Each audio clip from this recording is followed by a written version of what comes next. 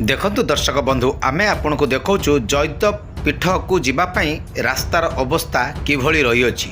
एबे रास्ता बेहाल अवस्था रे रही अछि बोली स्थानीय लोकंकर अभियोग एवं आमे माने भी अनेक थर ए रास्ता उपरे प्रसारण करिचु। सेठी रास्ता किभली खाल एवं रास्ता उपरे एक सीसीटीवी लागिथिबा सी भी अकर्मण अवस्था रे रहिछि एवं सेठी सोलार लाइट रो अवस्था भी पूरा गुरुत्व रही सी एबे भी खराब रे पड़ी रही।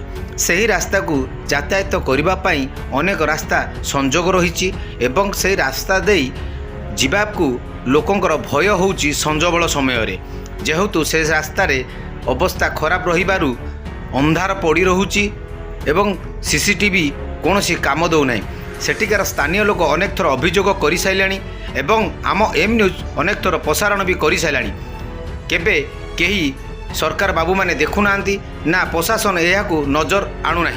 एबे सीधा सड़क ग्रामवासी एवं स्थानीय लोकंकर अभियोग आसी नुआ सरकार हबारु खुशी अच्छी हेले एई जैदपीठ रास्ता को काम जेते शीघ्र करदेले ताले चिर उपकृत हेबे बोली सरकार को जणाइछंती स्थानीय लोक। M news Odisha TV reporter Moses Nath Khordha जिलारू। जदि आपंक आम भिडी भल लगा तेब आम चैनल को लाइक शेयर और सब्सक्राइब करने को जमा भी भूलु नहीं।